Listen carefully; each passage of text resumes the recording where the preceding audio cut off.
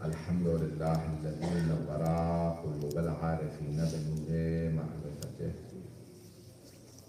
وأثبت فؤاد أنبيائه وأوليائه بقصص الأنبياء والمرسلين وأكمل إيمان المسلمين والمؤمنين بولاية علي أمير المؤمنين عليه السلام.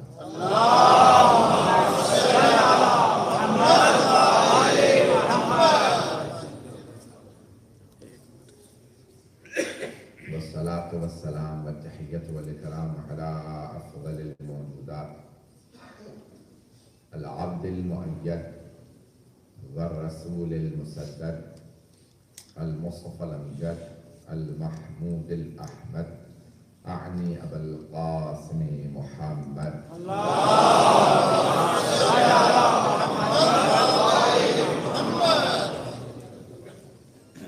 وعلى روحه ونفسه وصهره ووصيه سيد الأتقياء والأصفياء مولى الموالي إمام المتقين علي بن أبي طالب.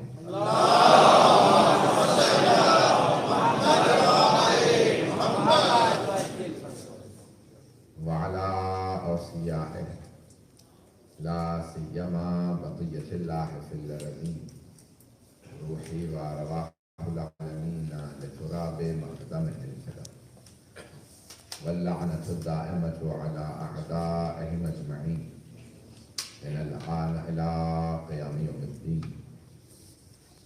أما بعد فقد قال الله الحكيم في كتابه الكريم بسم الله الرحمن الرحيم يا أيها الذين آمنوا كتب عليكم الصيام كما كتب على الذين من قبلكم لعلكم تتقون.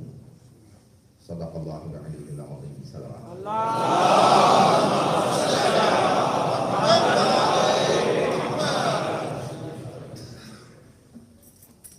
مجھے مجالس کے عنوان سے یا مطالب پیش کر رہا ہوں، اس کے عنوان سے بے انتہا فرمائشات آ رہی ہیں۔ ہر آدمی اپنی اپنی فرمائش پیش کر رہا ہے، میں بھی کوشش کر رہا ہوں کہ کچھ پیش کر سکوں لوگوں کی فرمائشات کے مطابق بھی۔ اب یہ آج کی مجلس کے بعد 2 مجالس اور ہیں، کل اور پرسوں انشاءاللہ، اس کے بعد دوسرے مولانا صاحب جاری رکھیں گے اور میں انشاءاللہ اگلے تبلیغ کے اپنے سفر کے لیے نکل جاؤں گا، واپس چلا جاؤں گا اور انشاءاللہ جا کے کہیں اور جانا۔ تو جو متعلق جو چند دن رہ گئے ہیں میں اپنے موضوع سے متعلق کوشش کر رہا ہوں، اور اگر آپ کی کسی کی بھی جو فرمائشات ہیں اگر میرے موضوع سے متعلق ہیں، میں کوشش کروں گا اس کو کہیں نہ کہیں گنجائش دے کے کچھ مطالب پیش کروں۔ ہر روز اس سے آج بھی تقریباً میرے خیال میں 3-4 افراد نے نئی فرمائشات پیش کی ہیں کہ بھائی ان سے بھی متعلق کچھ نہ کچھ پیش کیجیے۔ میں کوشش کروں گا اتنا مطالب کو ایڈجسٹ کر سکوں اس کے اندر۔ توجہ میرے ساتھ ہے حضرات؟ میرا موضوع اس عشرہ ماہ رمضان کے لیے رہا ایمان اور تقوی۔ اگر آپ کے ذہنوں میں ہو، اللہ ایمان والوں سے مخاطب ہے، یا ایھا الذین آمنوا۔ جب بھی اللہ ایمان والوں سے مخاطب ہو تو حکم ایمان والوں ہی سے ہے، اور اللہ بھی جانتا ہے کہ جنہیں حکم دیا جائے اس میں کوئی قابلیت اور لیاقت ہونی چاہیے۔ جس سے انسان مخاطب ہوتا ہے اسی کو حکم دیتا ہے اور جانتا ہے اس میں یہ صلاحیت ہے، یہ لیاقت ہے۔ غیر سے مطالبہ ہی کیا، انسان توقع اپنوں ہی سے رکھتا۔ اگر توجہ میرے ساتھ رہے گی تو یہاں ایک جملہ پیش کرنا چاہتا ہوں کہ ماہ رمضان کے روزوں سے انسان کا ایمان بھی بڑھتا ہے اور اس کو تقوی کا رتبہ حاصل ہوتا ہے۔ ایمان اور تقوی کے لیے کچھ چیزیں تقاضا ہیں، ضروری ہیں۔ فلسفہ نماز کے عنوان سے چند مطالب پیش کروں گا، لیکن بعد میں کیونکہ میری مومن نے درخواست کی ہے، لیکن 2 باتیں میں جو خود تیاری کر کے آیا تھا جو کہنا چاہتا تھا ان کو ضرور تاکید کروں گا، اور ان کو پیش کرنے سے پہلے خود ایک اور تاکید کروں گا کہ ہماری یاد رہے کہ تقوی کی علامات میں سے یہ ہے کہ جو امیر المومنین سے منسوب ہے یہ جملہ،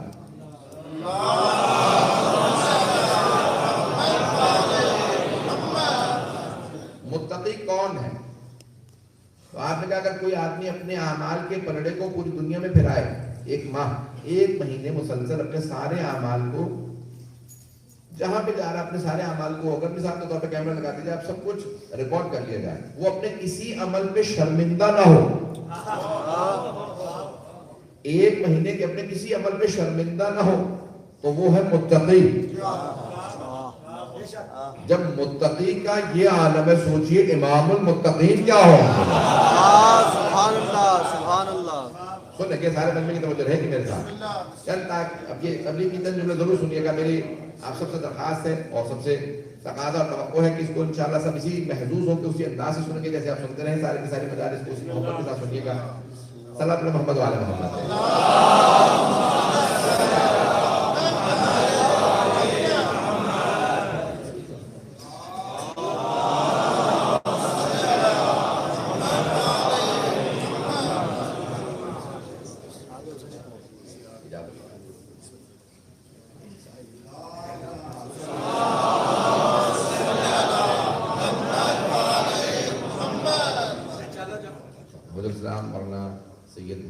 انشاءاللہ میرے پاس جاری رکھیں گے. میں جاری سلسلہ تو میں انشاءاللہ جاری رکھوں گا. جو مطالعے پیش کروں اس کو ضبط سن لیجیے گا. میں نے آپ کے سامنے تقوی کی ڈیفینیشن پیش کی ہے. بہت بڑے بڑے بزرگ علماء نے یہی ڈیفینیشن لکھی ہے. ایک ہفتہ تعریف کیا ہے تقوی؟ ایک مہینے کے کسی عمل پہ اگر آدمی شرمندہ نہ ہو تو وہ متقی ہے. ایسا نہیں میں ایک اور بات پیش کر دوں. ایمان یا تقوی کا کوئی رتبہ حاصل کر لیں انسان اس سے آیا گر سکتا ہے کہ ہمیشہ اسی پہ باقی رہتا. اے کاش کہ یہ جو ہمارا ایمان کا گراف ہے وہ صرف ہمیشہ بڑھتا رہتا، لیکن نہیں. اس کے اندر جیسے ایک سمندر کی ویوز چلتی ہیں، جیسے لہریں چلتی ہیں نا، انسان کا ایمان بھی ایسے ہوتا. ماہ رمضان آتا ہے ایمان کا گراف بڑھنے لگتا، پھر ماہ رمضان چلا گیا ایک کے بعد دوبارہ خدا نہ کرے گراف گرنے لگتا، پھر محرم آیا دوبارہ عروج پہ چلا جاتا. ایسا نہیں گرامی یہ کہ خدا نہ خاصہ اب آپ کا ایمان کا گراف جو ہے وہ دوبارہ روح میں زوال ہے. آپ کا تقویٰ ویسا نہیں رہا یا ایمان ویسا نہیں رہا جیسا ایک دو ماہ پہلے تھا. تو ہمارے علماء یہ کہتے ہیں کہ تاکید اس بات پہ ہے کہ انسان کبھی بھی اپنے اس گراف کو جہاں پہ گر چکا ہے نا وہاں رہنے نہ دے، دوبارہ واپس ایمان کے ان درجات پہ جانے کی کوشش کرے جن پہ پہلے تھا. اور جب ایمان کی بلندیوں میں پہنچ جائے تو جتنی دیر تک اپنے آپ کو وہاں روک سکے تو وہاں پہ قائم رہے.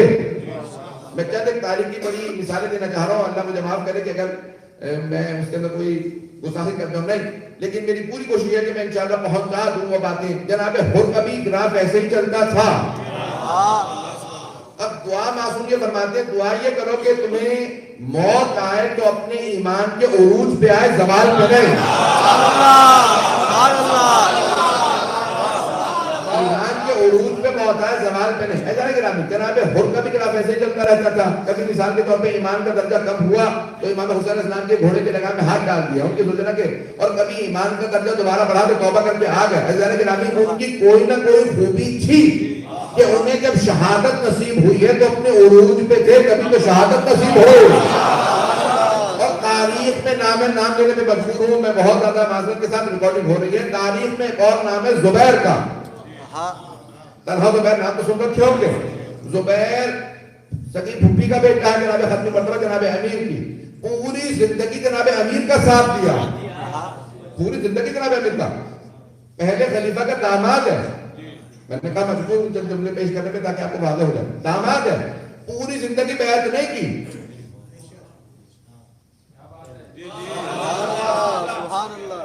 یہ بھی اور کوئی لفظ میرے ذہن میں نہیں آ رہا جس کی سے میں وضاحت کر سکوں. تو پہلے خلیفہ کی بیعت نہیں کی پوری زندگی، مسلم ہے.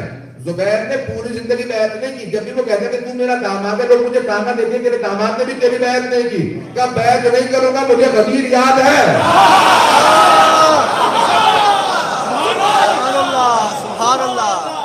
میں نے کہا نا میں مجبور ہوں، ریکارڈنگ ہو رہی ہے، سارے مجبور کی توجہ ہو. کہا بیعت نہیں کی. کہا لوگ کہتے ہیں تو میرا داماد ہے. طلحہ زبیر دونوں داماد تھے. کہا کہ تو میری بیعت نہیں کرا. طلحہ نے بیعت کر لیا، تو بیعت نہیں کرتا. کہا نہیں بیعت کروں گا. پوری زندگی بیعت نہیں کی. پھر دوسرے کی بھی بیعت نہیں کی. اس نے شورا بنائی، اس کے اندر اس کا نام رکھا. جب نام رکھا تیسرے کی بھی مخالفت کرتے رہے. جناب امیر کا ساتھ دیا، پوری زندگی ساتھ دیا. سب جملہ کہہ رہا ہوں، آپ کی خاموشی میں برداشت نہیں کروں گا. ایسا نہیں کرا. تیسرے خلیفہ کی بھی بیعت نہیں کی. پھر جناب امیر علیہ السلام بیعت کی، لیکن جب بیعت کر لی تو پھر اس کے بعد فوراً بات کہا. طلحہ زبیر دونوں کیونکہ ہم ظلم تھے تو حضرت عمار کے پاس آئے. جناب عمار جناب امین کے ایلچی تھے. آپ یہ کہتے ہیں جو بھی کہتے ہیں پرسنل اسسٹنٹ، میں کہتا ہوں کمال ہے جناب عمار. یہ جناب امیر علیہ السلام کے پرسنل اسسٹنٹ بنے ہیں، منشی کہہ لیجیے، جو بھی آپ کی زبان میں لفظ ہو تو جناب امین کے منشی ہیں. خاص کہہ دیجیے، مندوب کہہ دیجیے، جو مرضی لفظ استعمال کیجیے. میں نے کہا کہ میں لفظ کو معین نہیں کروں گا. جناب امیر نے جسے خصوصی مقام دیا مولا کے خاص ہے. اب جانے اب یہ جملہ اب میں پورا واقعہ پیش کر ہی دوں. سب نہیں سن لیجیے گا. دونوں نے طلحہ زبیر میں آنے کے بعد حضرت عمار سے کہا، عمار سنا ہے علی نے ابھی کوفہ و شام کا، کوفہ اور بصرہ کا کسی کو گورنر نہیں بنایا. کبھی تو صحیح سنا کہ ہماری سفارش کر سکتے ہیں؟ تو کہا کہ جانتے ہو کس کی بات ہمیں کہہ رہے ہو؟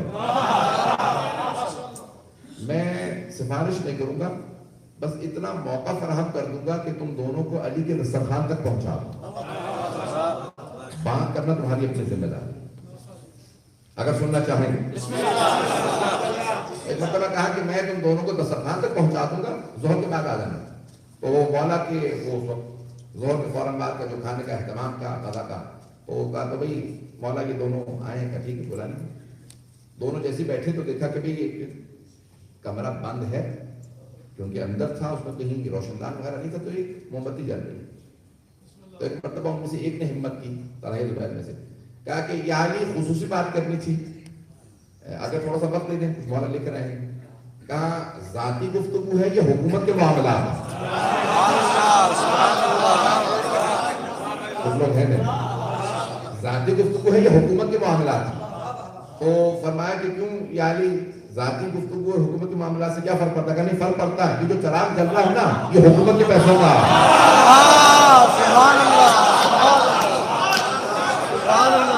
اگر ذاتی گفتگو ہے تو اسے بجھا کے ذاتی پیسوں سے جو چراغ ہے وہ جلاؤں گا. یہ حکومت کے پیسوں والا چراغ نہیں جلا کے رکھوں گا. ان میں سے ایک نے دوسرے کو پہنچی ماری اشارہ کیا کہ چلو یہاں کام نہیں ہونے والا.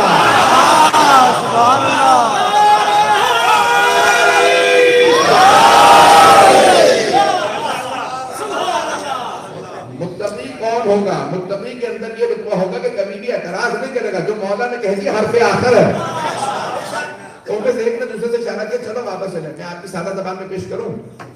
ان میں سے ایک نے دوسرے سے کہا یہ ہم دال تلنے والے نہیں ہیں، کوئی کام نہیں ہوگا، چلا جائے واپس، یہاں کچھ عہدہ ملنے والا نہیں ہے. اسے کہا نہیں اب آ گئے ہیں تو بات کر کے ہی جائیں.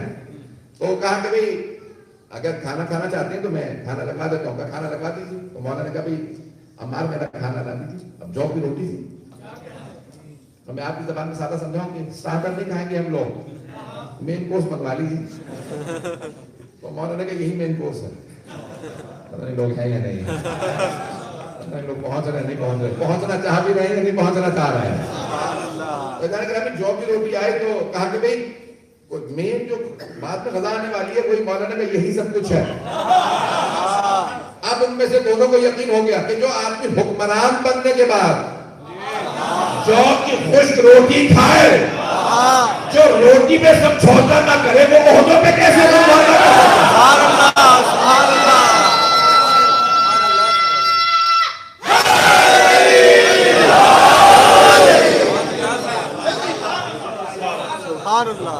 روٹی پہ حکمران بننے کے بعد کئی عالم ہے خشک جو کی روٹی کھا رہے ہیں. حاکم کہا یہ عہدوں پہ. اب ایک نے کہا کہ نہیں ہمت کر کے تو بات کر لو. کہا کہ یا علی ہم نے سنا ہے کہ آپ نے کوفہ و بصرہ کا کسی کو گورنر اب تک نہیں معین کیا. مولا نے کہا بالکل صحیح سنا. کہ ہم دونوں خدمت کے لیے حاضر ہیں. اور کیا کہہ سکتے تھے؟ بات پہنچ رہی ہے؟ تو کہا ہم دونوں خدمت کے لیے حاضر ہیں. مولا نے اگر تمہاری خدمت چاہیے ہوگی تو خود بتا دوں گا. اگر خدمت چاہیے ہوگی تو خود بتا دوں گا. ابھی جا سکتے ہیں. جانا گرامی ایسا نہیں تھا کہ یہ لوگ جناب امیر کے ساتھ نہیں تھے. جب تک انہیں توقع تھی، امید تھی کہ عہدہ مل سکتا تب تک ساتھ تھے. جب عہدوں سے نا امید ہو کر تب جا کے جمل میں گئے. جب یہ جمل سمجھ میں آ رہی ہے، جب ایک ہی خاندان کے سارے افراد کو یقین ہو گیا اب عہدہ نہیں ملے گا، چاہے خاتون ہو چاہے مرد ہو، سب کو یقین تھا. اب سب کو پتا تھا عہدہ نہیں ملے گا، عہدہ نہیں ملے گا. انہیں عہدہ نہیں چاہیے تھا. خاتون کا معاملہ یہ تھا کہ میری تو اولاد ہے نہیں تو بہنوں کے بچوں کو عہدے مل جائیں. پتہ نہیں بات کہاں گئی. سارا کھل کے نہیں پڑھ سکتا ہوں، میں نے کھل کے سارا بیان کر دیا. کئی افراد اپنی وجہ سے ایمان ضائع نہیں کرتے، اولادوں کی وجہ سے ایمان ضائع کر دیتے ہیں۔ بہت سے لوگ پہنچ گئے، جو نہیں پہنچے انہیں پہنچا دو۔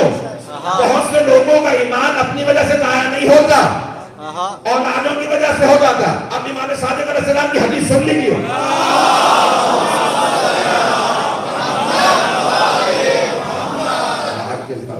مجمع کی توجہ میرے ساتھ ہو، چھٹے امام فرماتے ہیں کان الزبیر منا اہل البیت۔ وہ جو جناب سلمان فارسی کے جملہ ہے نا، ختمی مطلب کا چھٹے امام نے زبیر کے لیے کہا کہ زبیر اہل بیت سے تھا، ہم سے محبت کرتا تھا، حتی ولد لہو ولد شعوب، جب تک کہ اس کے گھر میں ایک منحوس بیٹا پیدا نہیں ہوا جس کا نام تھا عبداللہ ابن زبیر۔ وہ ہمارا بغض رکھتا تھا، کسی خالہ نے کیڑا بھر دیا تھا۔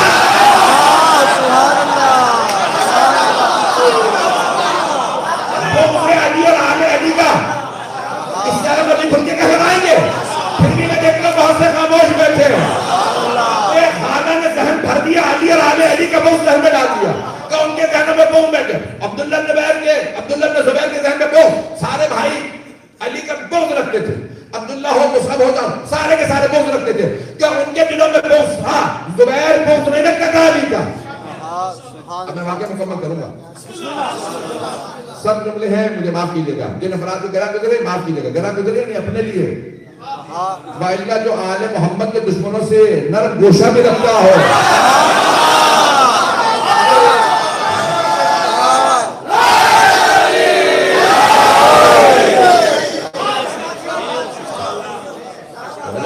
اپنے ایمان کو اصلاح کرے، جس کے دل میں نرم گوشہ بھی ہو نا وہ اصلاح کرے اپنے ایمان۔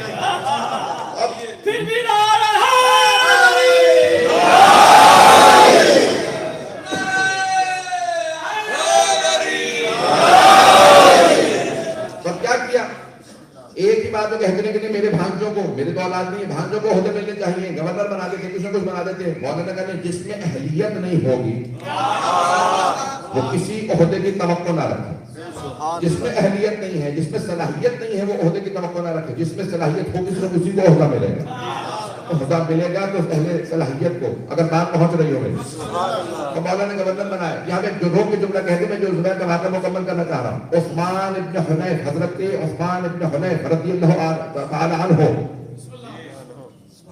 نام کامن ہے، یہ مولا کے گورنر ہیں، تو بس گورنر ہیں حضرت عثمان ابن حنیف، کہ جنہیں مولا نے اپنا گورنر بنایا تو ان کے بیٹے نے کہا کہ بابا جان مجھے نئے جوتے لے دیجیے۔ لیکن تقویٰ کیا، کہا بابا جان مجھے نئے جوتے لے دیجیے۔ کہا بیٹا کیوں نئے جوتے لے دوں؟ کہا آپ نے کبھی بابا آج تک دیکھا کہ گورنر کے بیٹے کے پاؤں میں ٹوٹے ہوئے جوتے ہوں؟ بیٹا آپ سے کہہ رہا ہے بابا گورنر کے بیٹے کے پاؤں میں ٹوٹے ہوئے جوتے ہیں، لوگ کیا کہیں گے، مجھے نئے جوتے لے دیجیے۔ کہا بیٹا تم نے گورنر کا بیٹا چھوڑو، کبھی گورنر دیکھا جوتے ہو؟ کیا گورنر کو رہنے دو، تم نے حاکم دیکھا ہے؟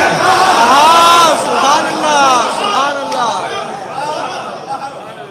کہ مولا امیر المومنین اپنے جوتے خود گانٹ رہے ہیں، جوتے ٹوٹے ہوئے تھے نبی تو گانٹ رہے تھے، پتہ نہیں بات پہنچی ہے یا نہیں پہنچی ہے۔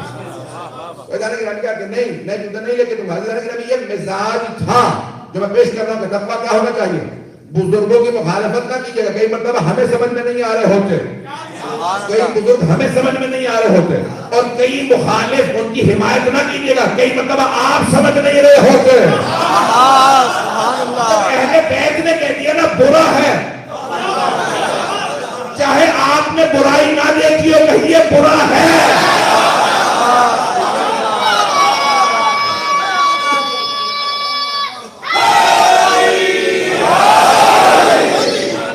جب اہل بیت نے کہہ دیا اچھا ہے، اب چاہے آپ نہ جانتے ہو مقام کیسا، کہیے اچھا ہے۔ ہمارے نزدیک کرائٹیریا ملاپ میزان فرقان آل محمد ہے، وہ جو کہتے کہ ہمارے لیے قابل قبول ہے۔ میں جو مطالب پیش کرنا چاہتا تھا شاید آخر تک تھوڑے سے مطالب پیش کروں گا، لیکن واقعہ مکمل کرنا چاہتا ہوں۔ کون ہے زبیر؟ ساتھ کے کہہ رہا جناب امیر علیہ السلام کا پوری زندگی، لیکن ایک مرتبہ آخری وقت آ رہا، پھر کیا جناب امیر سے کیا کہ نہیں اب میں جبل میں جاؤں گا، اس کا ساتھ دوں گا۔ کیوں؟ کیونکہ عہدے نہیں ملے تھے، جب عہدہ نہیں ملا تو کہا کہ میں ٹھیک ہے علی کے خلاف اعلان جنگ ہوا میں بھی ساتھ دوں گا. چلے جمل سے پہلے مولا نے آواز دے کے کہا میں جانتا ہوں یہاں پہ یہ موجود ہے.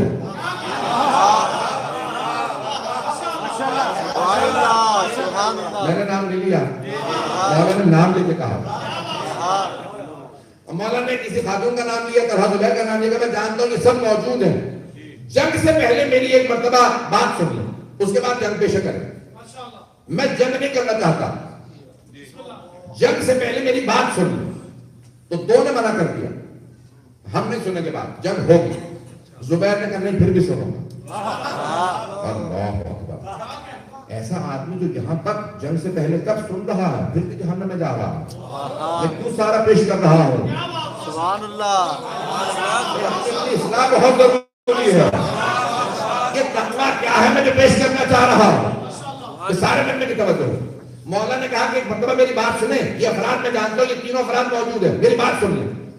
دو نے کہا نہیں سنیں گے. زبیر نے کہا سننے آ رہا ہوں. ابھی محبت نہیں کرتا, مخالفت میں ہے, اور زبیر بزدل نہیں تھا. مخالفین علی, دشمنان علی سارے بزدل تھے. اس زیادہ بھول کے نہ کہلائیے گا بھائی, بھگوڑا نہ سنا ہوگا آپ نے. بھاگ جانے والے تھے, جنگ میں ڈٹنے والے نہیں تھے, بھگوڑے تھے. لیکن زبیر دلیر تھا. ایک مرتبہ آیا کہ علی کیا بات ہے؟ مولا نے کہا زبیر یاد ہے مدینہ شہر تھا, تو نے تلوار ہماری کر رکھی تھی, میرے پیچھے پیچھے چل رہا تھا. تو ایک مرتبہ رسول خدا نے روک کے کہا زبیر علی سے محبت کرتے ہو؟ کہا یا رسول اللہ بہت محبت کرتا ہوں. کہا کتنی؟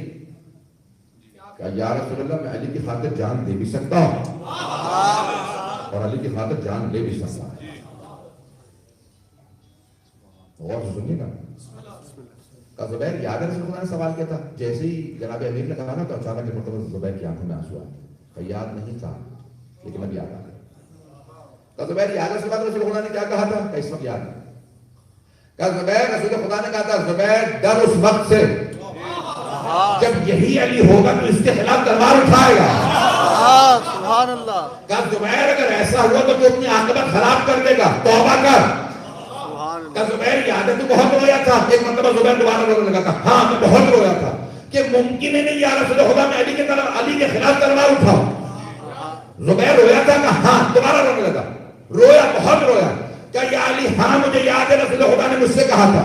تو مولا ایک مرتبہ جب زبیر کو روتا دیکھا مولا رونے لگے. کہا زبیر توبہ کر, میرا ساتھ دو. مولا نے زبیر کو گلے لگایا, رویا. کہا لیکن نہیں یا علی آپ کا ساتھ نہیں دے سکتا, میرے بیٹے اس طرف ہیں.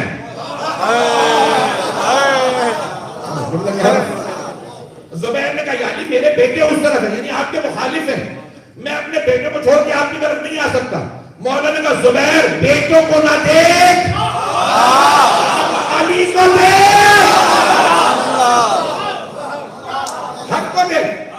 جناب عمار سے ختمی مرتبہ نے کہا تھا عمار اگر میرے سارے صحابہ ایک وادی میں چلے جائیں, علی اکیلے دوسری وادی میں چلے جائیں, اے عمار میرے سارے صحابہ کو چھوڑ کے اس وادی میں چلے جانا جہاں علی جا رہے ہو, کیونکہ حق علی کے ساتھ ہے. گھبرا کے سن رہے ہیں.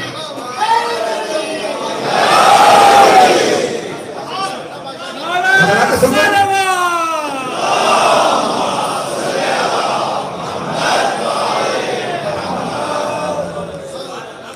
چلیں گے میرے ساتھ, کیونکہ سخت نہیں کہہ رہا ہوں. انسان میں آپ کو اس وقت بالکل آپ کو جھجوڑنا چاہتا ہوں کہ اپنے ہم سب اپنے ایمان کو جھجوڑیں. کچھ بھی ہوگا. ایک اور حدیث سننے کی حبیب خدا کی فرماتے ہیں کہ اپنے صحابہ سے کہتے ہیں او میرے صحابہ اگر علی نے, میرے بھائی علی نے تم میں سے کسی کے باپ کا بھی قتل کیا ہو تو علی کی مخالفت نہ کرنا. سبحان اللہ. بھائی ایسے تھے جن کے باپ چچا بابو لالا علی کے ہاتھوں مارے گئے تھے, امیر المومنین کے ہاتھوں. تو جناب علی علیہ السلام نے جناب علی ختمی مرتبہ نے کہا اگر میرا بھائی علی تم میں سے کسی کے باپ کا بھی قاتل ہے تو علی کی مخالفت نہ کرنا, علی کی مخالفت تمہیں جہنم میں لے جائے گی.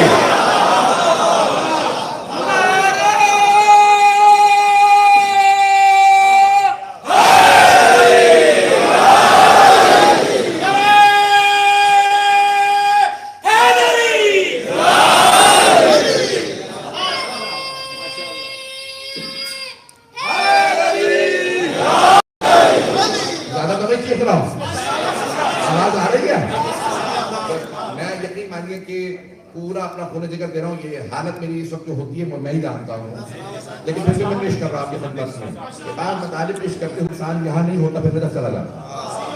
خط کی مرتبت نے کہا کہ تم میں سے اگر کسی کے باپ کا بھی قتل کیا علی کی مخالفت نہ کرنا، یہ مت دیکھنا باپ کا قاتل ہے، باپ کافر تھا نبی تو علی کے ہاتھوں مارا ہے،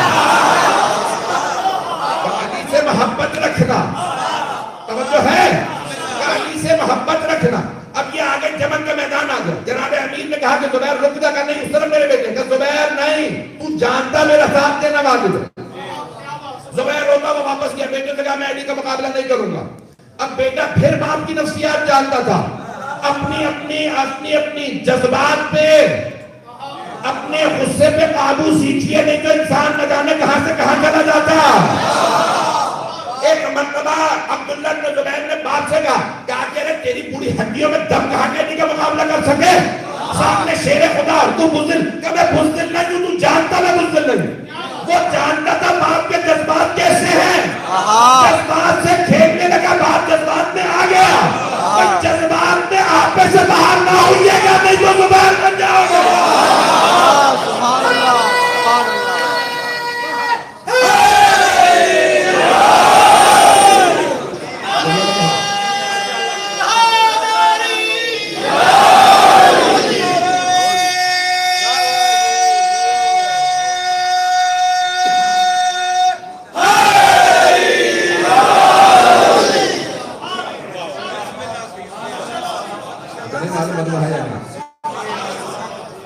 جذبات پہ قابو نہ رکھتا۔ عزیزان گرامی، زبیر کا کچھ بھی نہیں تھا غصہ جو جلال حضرت عباس کا، لیکن کمال یہ تھا حضرت عباس علیہ السلام کا، اس جلال میں انہیں اپنی مرضی کا کوئی خیال ہی نہیں تھا، مرضی تھی تو حسین کی تھی۔ سبحان اللہ، سبحان اللہ۔ لوگ ہیں حضرت عباس علیہ السلام ایسے ہی حضرت عباس نہیں بنے، ان کا جو قابو تھا۔ میں ایک اور یہاں پہ لوگ کے جملہ کہہ رہا، جناب امیر سے کسی کا مقابلہ لے لیکن جملہ پیش کر رہا، آپ نے سنیے یہ حدیث، شیعہ سنی کتابوں میں حدیث موجود ہے، سنی علماء تک میں لکھی ہے، ضربۃ علی من یوم الخندق افضل من عبادت ثقلین، ثقلین کی عبادت سے افضل ہے علی کی ایک ضربت۔ کون سی ضربت؟ جو خندق میں چلی، مجھے خندق کو پیش نہیں کرنا، غزوہ خندق کے لیے پیش کرنے کے لیے پورا خون جگر دینا پڑتا ہے، اور مجھے جو ہے وہ اپنے وقت نہیں کہ میں اس کو پورا پڑھ سکوں، لیکن ایک جملہ پیش کرنا چاہتا ہوں۔ یہ جو حبیب خدا نے فرمایا علی کی ایک ضربت، ہمارے علماء نے لکھا 70 ضربتیں چلائیے مولا نے خندق میں، مولا نے 70 ضربتیں چلائی ہے خندق کے میدان میں۔ ایک پیغمبر فرما رہے ہیں ایک ضربت، ضربت تو علی کی ایک ضربت ثقلین کی عبادت سے افضل ہے۔ کون سی ضربت؟ سبحان اللہ، سبحان اللہ۔ نہیں ہے، سارا بند کرنے جو میرے ساتھ، یہ چند افراد کے پہنچنے میرے لیے کافی نہیں۔ کون سی ضربت؟ جنہوں نے 70 ضربتیں چلائی ہیں، پیغمبر فرما رہے ہیں ساری نہیں، ایک ضربت ثقلین کی عبادت سے افضل ہے۔ تو علم اخلاق دینے والے آغاز مظاہری کا جملہ، شیخ حسین مظاہری کا جملہ پیش کر رہا ہوں، وہ فرماتے ہیں میرا عقیدہ یہ ہے، پیغمبر نے جو فرمایا ہے نا کہ علی کی ایک ضربت ثقلین کی عبادت سے افضل ہے، وہ جو 70 ضربتیں چلائیں تھی ان میں سے کوئی نہیں، وہ جو ایک ضربت روک لی تھی،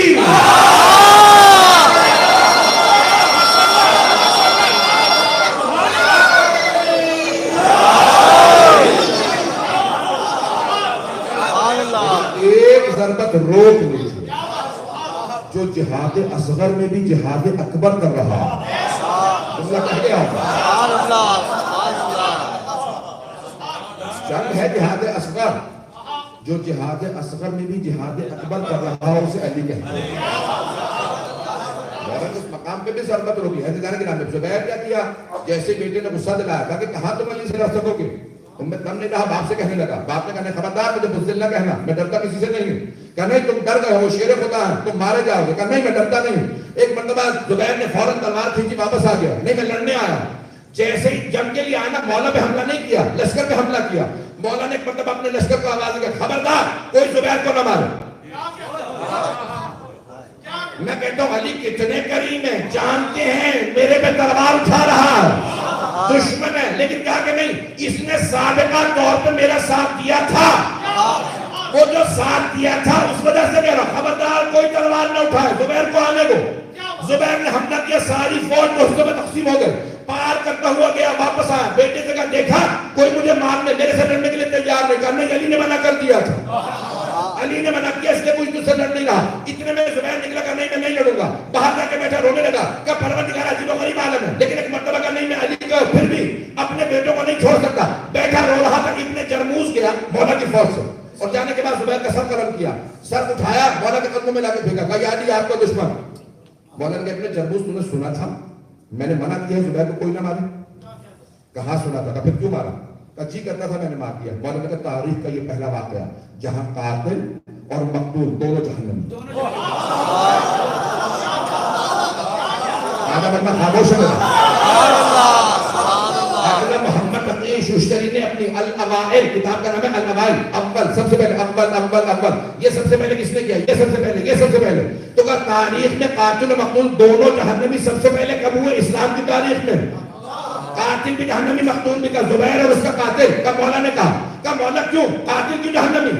کہ کیونکہ اس نے میری نافرمانی کی. کہ میں نے کہہ دیا تھا زبیر کو مت مارو. جذبات پہ قابو رکھو نہیں تو مولا کی ولایت سے نکل جاؤ گے. اگر آپ کہو نہیں ہو اب کوئی خاموش نہ بیٹھے، جذبات پہ آ کے کسی بزرگ کی توہین نہ کرنا.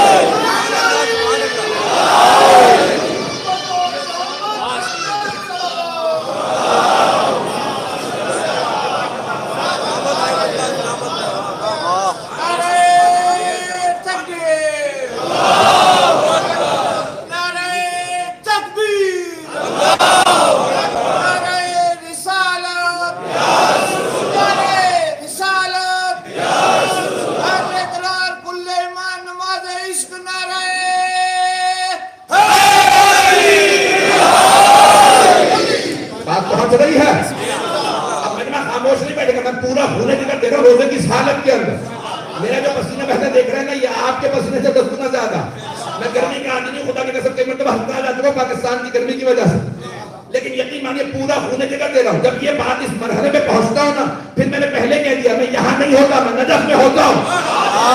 جملوں کو پیش کروں گا. زبیر کے ایک مرتبہ جب سر کاٹا، مولا نے کہا ابن جرموز تو جہنمی ہے، میرے حکم کی نافرمانی کی. کہا مولا ابن جرموز میں نافرمانی کی جہنمی، زبیر کیوں جہنمی؟ کہا میرا اس نے ان کا ساتھ چھوڑا.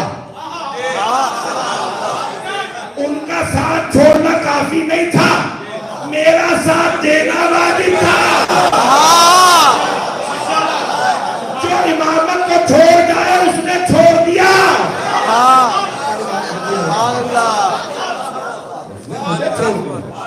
مجھے پرواہ نہیں انہیں چھوڑا کہ نہیں، اس نے میرا ساتھ چھوڑا. اس پہ واجب تھا میرا ساتھ چھوڑا. امامت کے معاملے میں کوئی بے طرف نہیں ہے، کوئی نیوٹرل نہیں ہے. یا آپ امام کے ساتھ ہیں یا نہیں.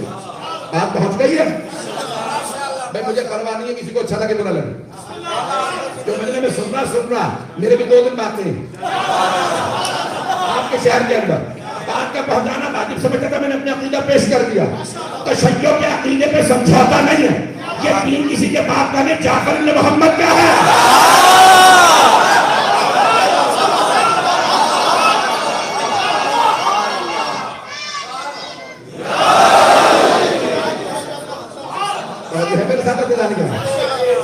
شاہی ہے علی اس میں الہی ہے، ہر ایک میزان میں تولا، دعا کے ساتھ دل بولا. علی مولا، علی مولا، علی مولا، علی مولا.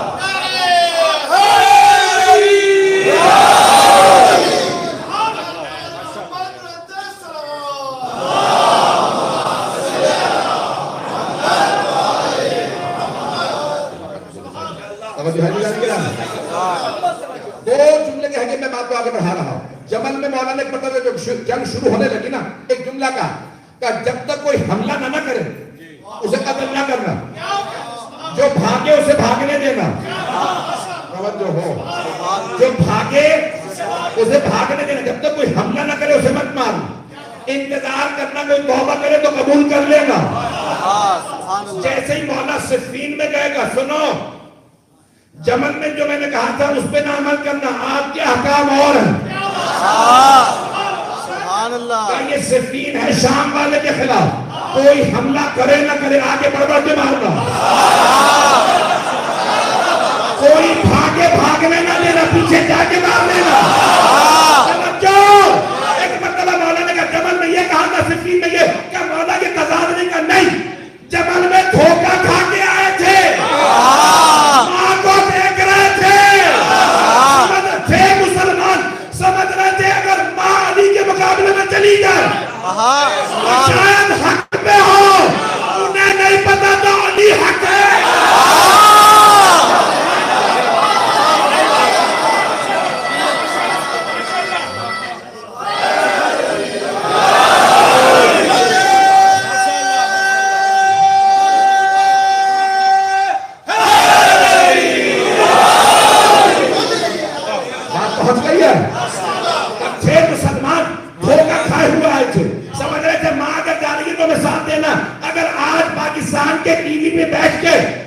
کوئی سر پہ ماما رکھ کے بیٹھ کے علی کی مخالفت کر کے کسی کا دفاع کرے، سمجھ لو علی کیا نہیں ہے۔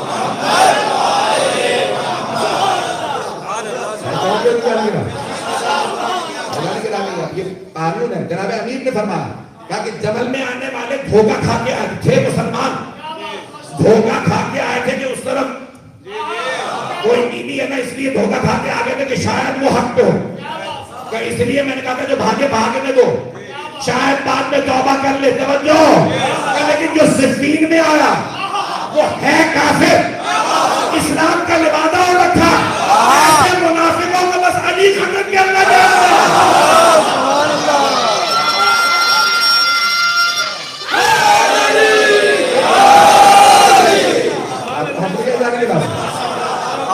اگر بات پہنچ گئی ہو، میں پیش کر رہا ہوں، اس بات کو یاد رکھیے گا کہ انسان کا تقویٰ یہ ہے کہ انسان کو اپنے اوپر پورا قابو، جب قابو ہوتا تو انسان علی کے راستے پہ چلتا ہے۔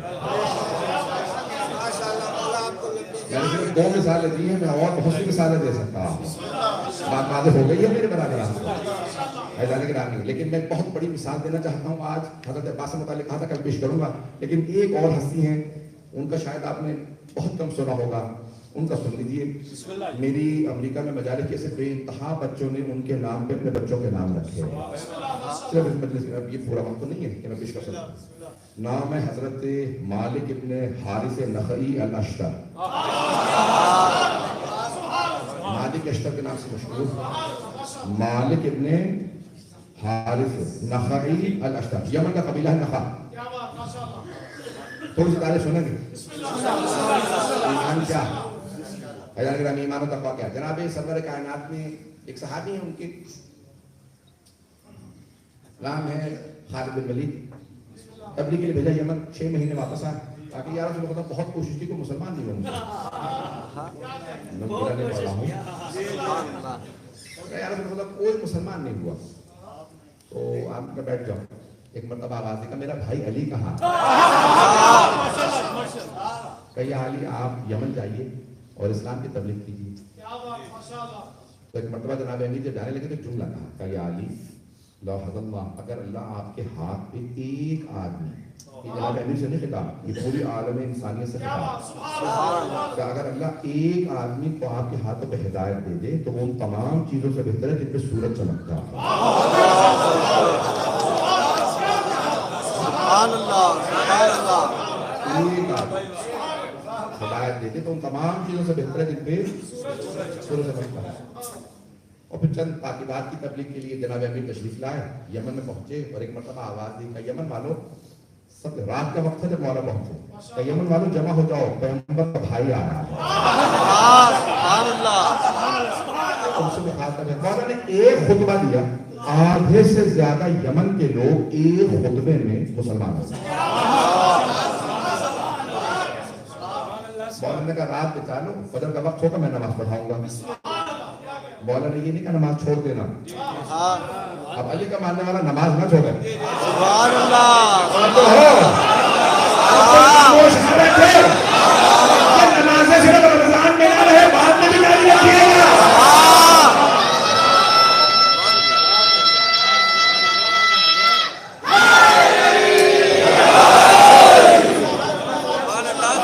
اگر میں آپ سے کہوں نا کہ نمازیں چھوڑ دیجیے گا, میں اپنی بھی قبر خراب کروں گا, آپ کی بھی. آپ سے مخلص ہوں اس لیے کہہ رہا, میں وہی دیکھنا چاہتا ہوں کہ ہنسارے شیعہ جا رہے ہیں. اور میں نے کہا آپ کو نماز صرف علی سے قریب ہی کرے گی, دور نہیں کرے گی, میرا وعدہ. جو بے نمازی ہے نا, میں ان سے کہہ رہا ہوں, اپنے تمام کے تمام بھائیوں سے کہہ رہا ہوں, اگر کوئی بے نمازی بھی ہے, نماز آپ کو جناب امیر سے قریب کرے گی, دور نہیں کرے گی. بے نمازی ہوں گے تو کسی اور سے قریب ہو جائیں گے. ان سے کوئی اچھا نہیں ہے, علی سے اچھا ہے. سبحان اللہ. اب تو کوئی خاموش نہیں بیٹھے گا, اور اگر ابھی بھی کوئی خاموش ہے تو میں اور کچھ نہیں کر سکتا.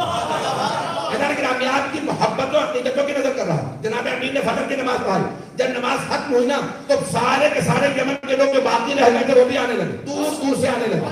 سب نے کوئی نام سنا تھا, حرام نہیں کہا تھا کوئی علی آئے ہیں, کوئی علی آئے ہیں. کوئی توجہ ہو, ایک بہت بزرگ عالم دین ہے کہ علی کا نام ایسا ادا کرتے ہوئے بلندی کا احساس ہوتا ہے.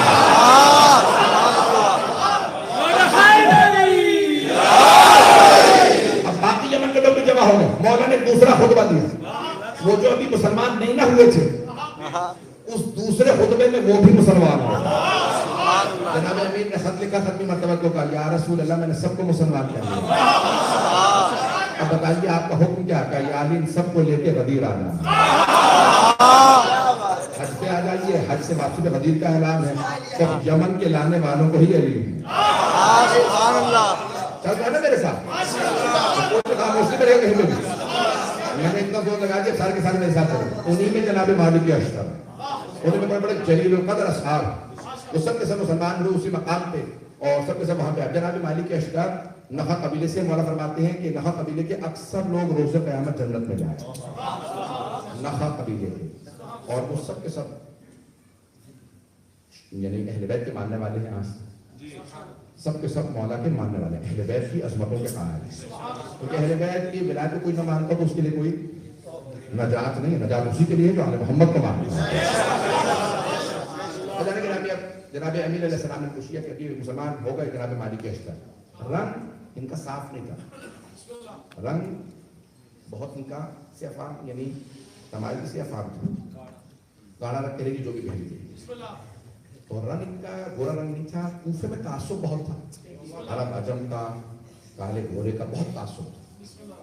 جیسے ہی جناب مالک اشتر ایک مرتبہ کوفے کے, اور جناب امیر کی 3 جنگیں ہوئی ہیں, جمل, صفین, نہروان, تینوں جنگوں میں سپہ سالار حضرت مالک اشتر. آپ ہنستے نہیں ہیں, اچھا آپ جوان بھی نہیں تھے, لوگ ہوں اگر میرے ساتھ تو یہ سوچے کہ بہت جوان تھے, کوئی مثال کے طور پہ بہت زیادہ جوانی کی وجہ سے جناب امیر ان کی طلب نہیں, بزرگ تھے, داڑھی سفید تھی, اور اشتر اس لیے کہتے تھے کہ ان کے ایک تیر لگا تھا جمل میں, اور آنکھ کا ہم کرتے تھے اس لیے پٹی باندھ کرتے تھے, اس لیے اشتر کہا جاتا تھا. کمر پہ پٹا باندھ کے کمر سیدھے کرتے تھے. لیکن جناب امیر نے جب ان کا نقشہ کھینچا نا تو کہا کہ مالک عقاب کی نظر رکھتا, شیر کا دل رکھتا. سبحان اللہ. سبحان اللہ. مالک اشتر بہت دلیر, بہت شجاع, عاشق امیر المومنین. جہاں مولا کا پسینہ گرتا تھا نا کہتے تھے میں خون بہا دوں گا. عاشق تھے جناب امیر, عاشق تھے. حضرت مالک اشتر 3 جنگیں مولا کی, تینوں میں سپہ سالار. کہیں گزر رہے تھے مسجد کے باہر سے, دکان بازار سے گزر رہے تھے کوفے کے اندر, تو ایک آدمی نے پتھر اٹھایا اور انہوں نے پتھر دیا مارا ان کی پیشانی پہ لگا. انہوں نے پلٹ کے دیکھا بہت دلیر تھے. جب گزر رہے تھے تو انہوں نے دیکھا چلے گا. دوسرے آدمی نے اس آدمی سے کہا جانتے ہو کون ہے؟ کہا وہ کالا تھا. کہا نہیں یہ علی کی فوج کے سپہ سالار مالک اشتر. اب وہ پریشان ہو گیا ایسا نہ کہ یہ فوج لے کے آئے مجھے سزا موت دے. رونے لگا کہ میری معافی کروا دو معافی تلافی ہو جائے میں معافی مانگنے کے لیے تیار ہوں. یہ دیکھیں نا یہ بھی اپنے غصے پہ قابو نہیں رکھتا تھا. ایسے اتنے زیادہ طاقتور دیکھا بام کرنے کے لیے تیار اور جب کمزور دیکھا تو حبشی ہے بوڑھا آدمی ہے تو پتھر مار دیا. سمجھ رہے ہیں حضرات؟ مسئلہ یہ ہے کہ انسان کو اپنے پہ قابو ہو. اب ان سے کہا کہ میری معافی تلافی کرا دیجیے گا میرے ساتھ چلو. بازو پکڑا لیا. دیکھا بھائی ایک آدمی یہاں سے گزرے ہیں پیشانی سے خون بہ رہا ہوگا. کہاں؟ مسجد کوفہ کی طرف گئے. مسجد کوفہ میں ایک دروازے کا نام ہے باب الاشتر حضرت مالک اشتر کے نام. اسی زمانے سے مولا نے نام رکھا تھا آج تک باقی. سمجھ لوگ ہیں یا نہیں؟ سمجھ کہا نا یا نہیں سمجھا؟ ایک مرتبہ جناب امیر نے کہا کہ مالک اشتر کو یہ وہ مالک اشتر ہے کہ بھئی گئے جب مسجد کے اندر چلے گئے جب وقت نہیں ہے تفسیر میں حدیث ایک حدیث پیش کروں گا دو حدیث پیش کروں گا ان سے متعلق مولا کی. تو پوچھا کہاں؟ مسجد کوفہ کی طرف. پوچھتے بچاتے گئے تو دیکھا مسجد کوفہ کے اندر چلے گئے. ایک آدمی نے کہا کہ ہاں یہ جوتے رکھے ہیں انہیں کے ابھی باہر آئیں گے نا تو میں فوراً معافی مانگوں گا. جیسے ہی وہ آئے جوتے پہننے لگے یہ قدموں میں گر گیا. کہا مجھے معاف کر دیں مجھے پتہ نہیں تھا آپ کون ہیں. تو حضرت مالک اشتر نے کہا میں ابھی 2 رکعت نماز پڑھ کے تیرے لیے توبہ کر کے آیا. میں خدا سے کہہ کے آیا ہوں پروردگارا یہ جانتا نہیں میں کون ہوں. سبحان اللہ. وہ دنیاوی عہدے کی بات کر رہا تھا کہ دنیاوی لحاظ سے یہ آرمی چیف ہے ٹھیک تھے کمانڈر ان چیف تھے مولا کے فوج کا. مجھے یہ پتہ نہیں تھا کہ آپ مولا کے فوج کے کمانڈر ان چیف ہیں مولا کے فوج کے سپہ سالار ہیں. تو وہ دنیاوی عہدے کی بات کرتے تھے. جناب مالک اشتر نے کہا میں خدا کی بارگاہ میں 2 رکعت نماز پڑھ کے توبہ کر کے پروردگارا یہ جانتا نہیں میں کون ہوں. یہ دنیاوی عہدہ دیکھ رہا میں تیرے ولی کا اتنا مقرب ہوں.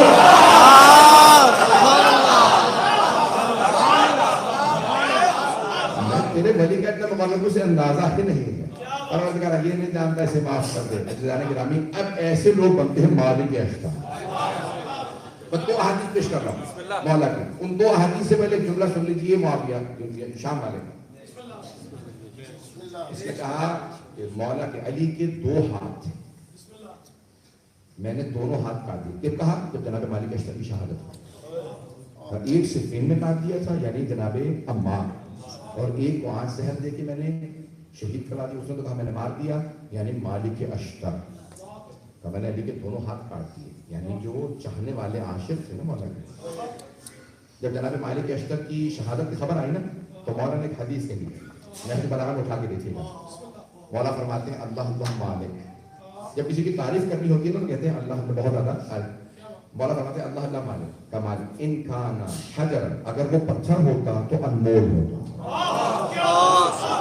اگر پتھر ہوتا نا تو نایاب ہوتا انمول ہوتا کوئی قیمت نہ لگا سکتا اتنا قیمتی ہوتا. اور اگر پہاڑ ہوتا تو اتنا اونچا ہوتا کوئی پرندہ اس کی بلندی کو اڑ کے نہ پہنچ سکتا.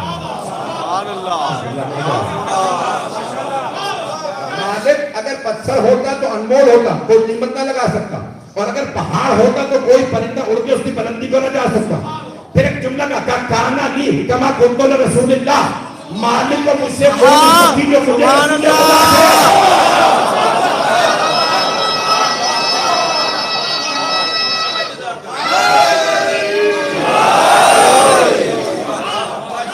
کس معنی میں بھئی یہ کس معنی میں مولا نے فرمایا کہ جس طرح میں سپر بن کے پیغمبر کے سامنے کھڑا ہوتا تھا نا پتھر چلتا تھا میں سینے پہ لیتا تیر چلتا تھا میں سینے پہ لیتا تھا تلوار چلتی میں اپنے ڈھال پہ روکتا تھا نیزہ چلتا میں روکتا تھا پیغمبر کو آنچ نہیں آنے دیتا تھا میں ڈھال بن کے کھڑا رہتا تھا.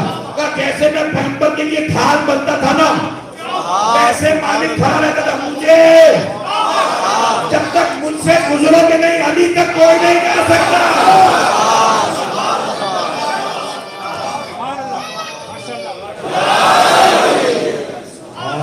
امیر المومنین حضرت رار کل ایمان نماز عشق پڑھتنی سوالک بے بہا نہ رہے. کہتا ہوں میرے سارے بھائی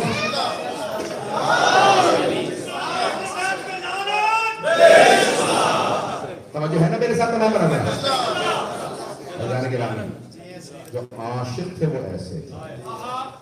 میں جناب مالک اشرف سے متعلق جب جا رہے تھے نا، مولانا نے ان کے لیے ایک خط دیا ہے جو دنیا بھر میں مشہور ہے.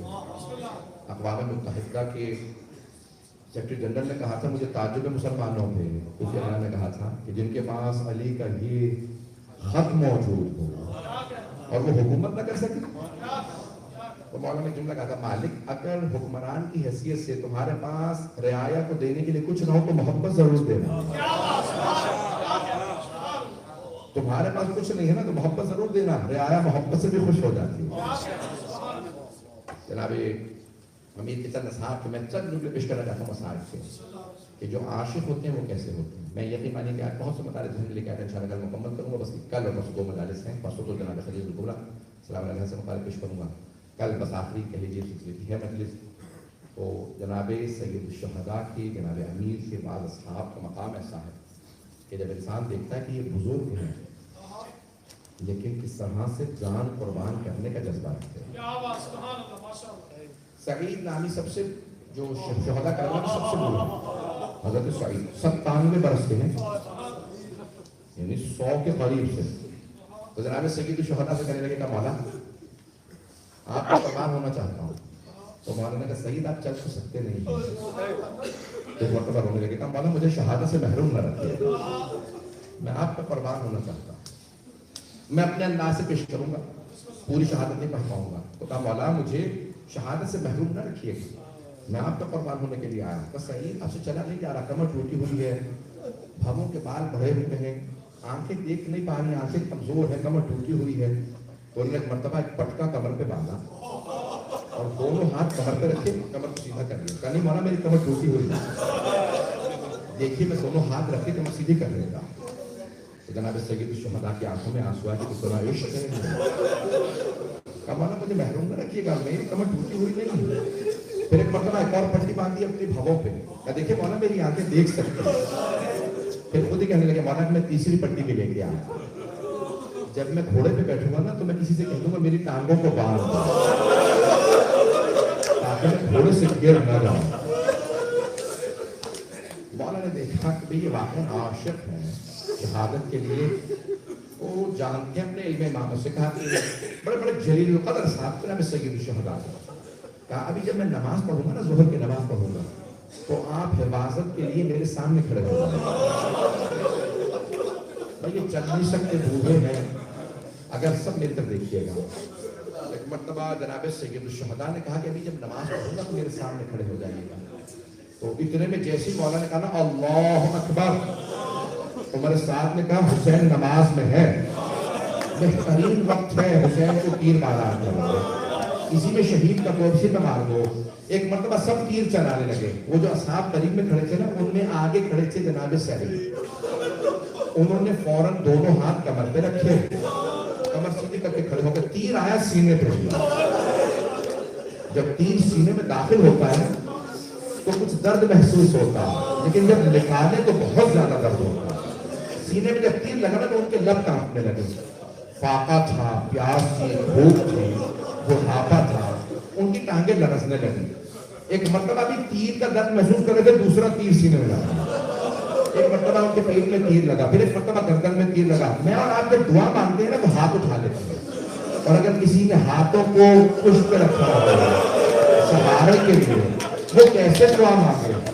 ایک مرتبہ انہوں نے نگاہوں کو اٹھایا، کہا پروردگارا بس تیرے حسین کی نماز تمام ہو مجھے بس اتنی طاقت دے رہا، میری زندگی میں تیرے حسین کو تیر نہ لگے. بس یہ جملہ کہا کہ نہ دے صحیح. تیر پہ تیر آتے، ایک مرتبہ گردن میں تیر لگے پورے سینے میں تیر. ایک مرتبہ آواز آئی السلام علیکم ورحمۃ اللہ وبرکاتہ. جیسے مولا کی نماز تمام ہوئی نا، جناب سعید کے ٹانگوں میں دم نہیں رہا تھا، زمین پہ گرنے لگے. جیسے گرے نا مولا حسین تیزی سے آگے بڑھا، ایک ہاتھ ان کی گردن پہ رکھا، دوسرا پشت پہ رکھا، بڑے آرام سے انہیں زمین پہ لایا. زمین پہ رکھا کیسے لاشا؟ ان کے سر کو اٹھا کے اپنے زانوں پہ رکھا. جب زانوں پہ رکھا نا مولا نے کہا سعید تمہیں جنت مبارک ہو. جناب سعید کانپ رہے تھے سے بولا نہیں جا رہا تھا، کانپتے ہوئے لبوں سے روتے ہوئے بس ایک جملہ کہا، مولا کیا آپ مجھ سے راضی ہیں؟ اے حسین کیا آپ مجھ سے راضی ہیں؟ مولا نے کہا سعید میں تم سے راضی ہوں، میری ماں فاطمہ تم سے راضی، میرے بابا علی مرتضیٰ تم سے راضی، میرے نانا رسول خدا تم سے راضی، سعید میرا خدا تم سے راضی۔ آجانا گرامی یہ کیسے جیلی نہیں ہوتا تھا، بس ایک اور جملہ پیش کر دوں، مجھے معاف کر دیجیے گا، اگر میں پرانی کر رہا ہوں تو بس میں تمام کر دیا، اللہ لعنت اللہ علی القوم الظالمین وسیعلم الذین ظلموا ای منقلب ینقلبون۔ پروردگارا ہاتھ بلند ہے، افطار کا وقت ہے، دعا رد نہیں ہوتا۔ ایک واسطہ دوں آپ کو، بڑے بڑے بزرگ علماء کہتے ہیں جب بیویاں کوفے پہنچ گئی، کوفے کے لوگوں کے ہاتھوں میں پتھر تھے، باغیوں کے نعرے مارتے جاتے تھے، علی و بطول کی بیٹیوں کو پتھر مارا، جب چاروں طرف سے پتھر آ رہے تھے تو بیویوں کو پتھر لگ کے رہے تھے، اچانک آواز آئی السلام علیکم یا ابا عبداللہ۔ جب اس حالت میں کسی نے سلام کیا تو جناب زینب کے آنسو بڑی تیزی سے بہنے لگے، اب بیٹا سید سرکار غربت کے اس عالم میں اس نے میرے بھائی کو سلام کیا، تو ایک مرتبہ کوفے کے دروازے کی طرف اشارہ کیا، وہاں ایک سر لٹکا ہوا تھا، سر کو دیکھا، ساری بیویوں نے سر جھکائے گزر گئے، ایک بیوی نے سر کو دیکھا رک گئی،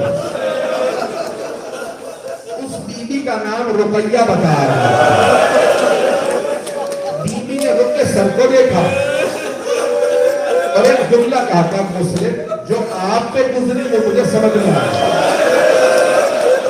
جو مجھ پہ بیتی وہ آپ کو پتا ہے، مسلم بس مجھے اتنا بتا دیجیے میرے دو یتیم بچے کہاں ہیں؟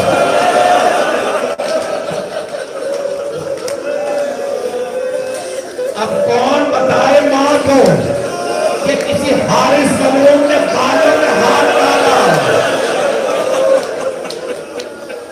پروردگارا واسطہ اور بیویوں کی عظمتوں کا، شہداء کی عظمتوں کا واسطہ، ہم سب ہماری گنہگار آنکھوں کو امام زمانہ کا ظہور دیکھنا نصیب ہے، دشمنان اہل بیت تمیز کو نابود کر، داعش و طالبان کو غارت فرما، مؤمنین کی حفاظت فرما۔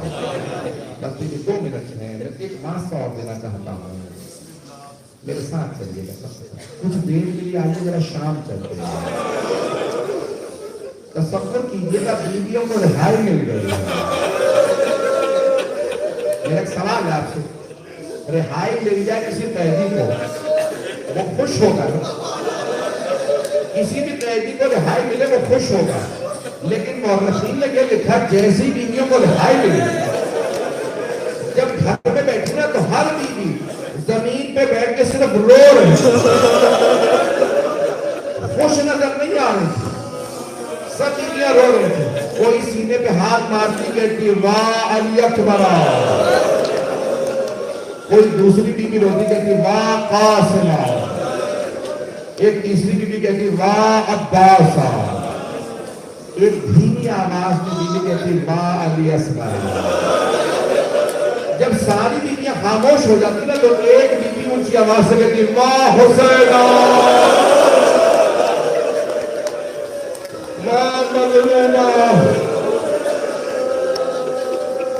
میں جس جملہ پیش کر رہا ہوں مجھے معاف کر دیجیے گا، میرا وعدہ کہ گھر جا کے بھی سوچیں گے تو روئیں گے۔ مولا سجاد نے کہا ہمارے شہداء کے سر واپس کر دو، جو تبرکات تم نے لوٹے تھے تبرکات بھی واپس کر دو۔ بس بھائی مجھے سروں سے متعلق نگیش کرنا بڑے سخت جملے ہیں، تبرکات واپس آنے لگے، مل کے دیکھیے گا، ہاتھوں کو بلند کر لیجیے گا، سب دعا مانگیں گے، میں بس ایک واسطہ دے رہا ہوں، جب تبرکات واپس آنے لگے نا پہلے جو چیز واپس آئی ایک چادر تھی، جناب زینب نے کہا لاؤ یہ میری ماں کی چادر ہے، ہم نے کہا دیکھیے گا جملہ پیش کرو مجھے معاف کر دیجیے گا، اولاد والے بیٹھے ہوں گے تو مجھے معاف کر دیجیے گا، چھوٹی چھوٹی بالیاں، بس بالیوں کا آنا تھا. ساری بیویوں نے جناب رباب کو دیکھا. جناب رباب کو میرا دل کہتا بس ایک ہی جملہ کہا ہوگا، یہ بالیاں واپس لے جاؤ، اس بیوی کی تھی وہ نہیں رہی.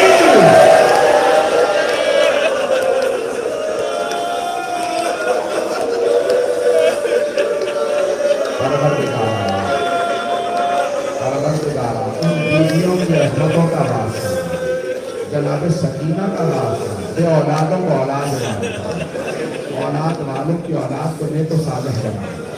اپنے بھی حاجات طلب کر لیجیے گا تو 5 منٹ ہے، مطلب میں جو دعا مانگیں گے قبول ہے. پروردگارہ ہمارے مقامات کی مقدسہ کی حفاظت ہے.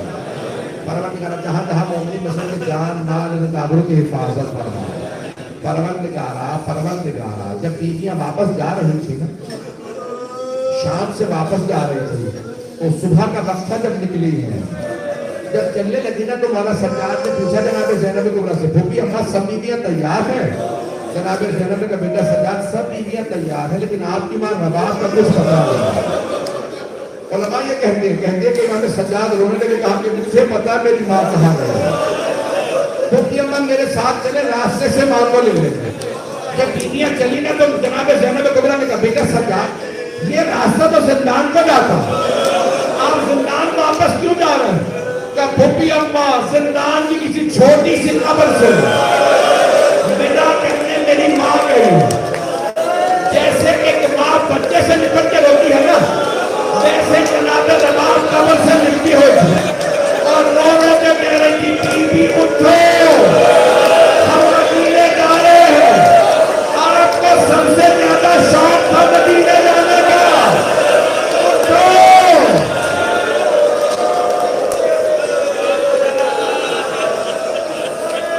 پروردگار ہم سب کو دوبارہ شام کی رات کی زیارت نصیب فرما.